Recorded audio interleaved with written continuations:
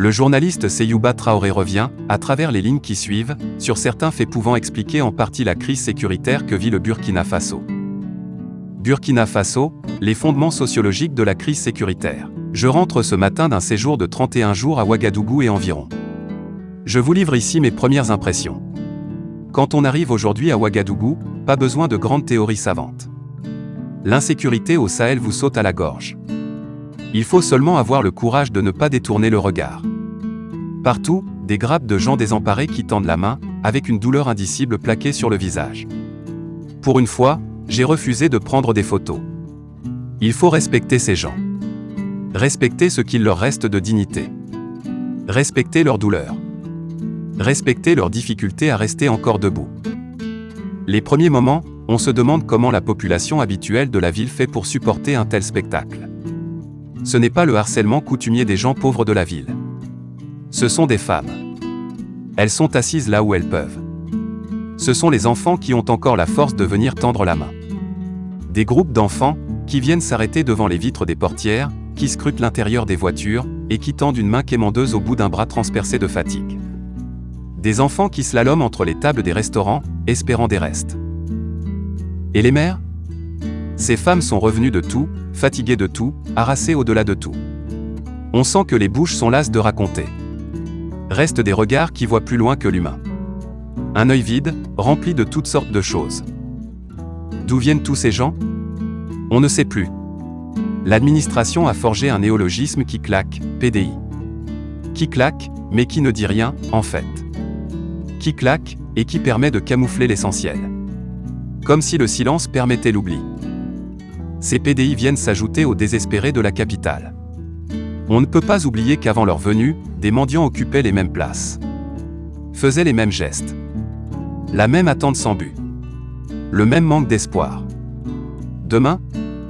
Demain c'est tout à l'heure. Ce soir, si les jours ont meilleur. Car, avant la crise sécuritaire, il y avait un océan de misère dans notre pays. Une grande masse de gens qui ne peuvent même pas imaginer l'idée de droit.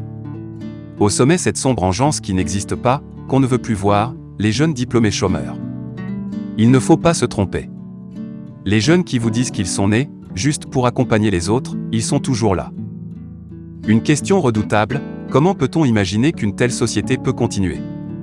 Il y a un centre. L'ordinateur a écrit « ventre » au lieu de centre. Erreur de manipulation ? Correcteur qui anticipe ? Gardons ce mot. Il y a donc un ventre. Celui de toutes les orgies, de toutes les indigestions, de tous les gaspillages.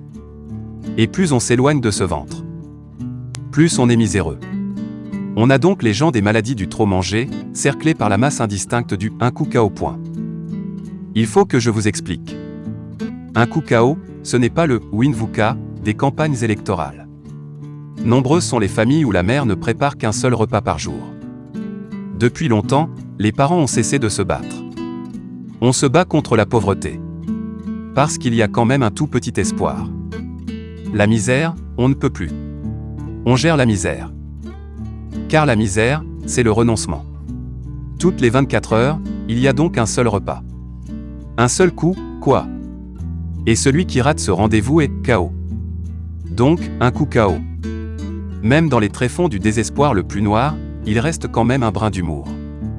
Rire de sa propre perte, en somme.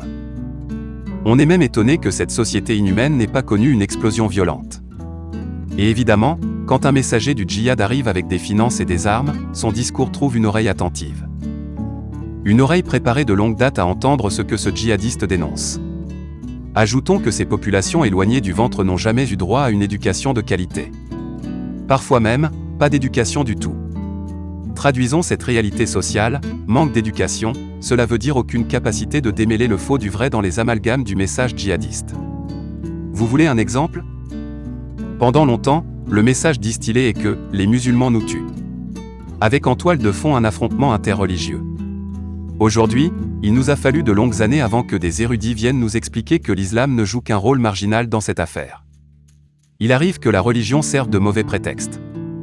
Cela est possible, parce que les populations dans ces villages ne sont pas assez éduquées pour faire la différence entre les fausses motivations et les vrais desseins des terroristes. Des desseins qui restent cachés, évidemment. Il y a un prolongement. Malgré les années qui défilent, on ne sait toujours pas qui nous attaque. On a donc dit Annie. Pour hommes armés non identifiés. Si les autorités, gouvernementales et locales, ne parviennent pas à dire qui sont ces Annie, on compte sur qui pour les identifier? En tout cas pas les masses rurales privées de tout. Privées de l'essentiel et du minimum. Car la misère est stratifiée. Le ventre, repu au-delà du raisonnable. Les gens du V8 et DR+. En bas, ceux qui vivent un peu. Vivre un peu, c'est quelques jours d'opulence au moment des salaires. Après, commence la grande vague des oubliés. Ensuite, les gens des quartiers périphériques. Des pauvres qu'on a poussés dans la pénombre. Les plus pauvres parmi les pauvres, c'est le monde rural.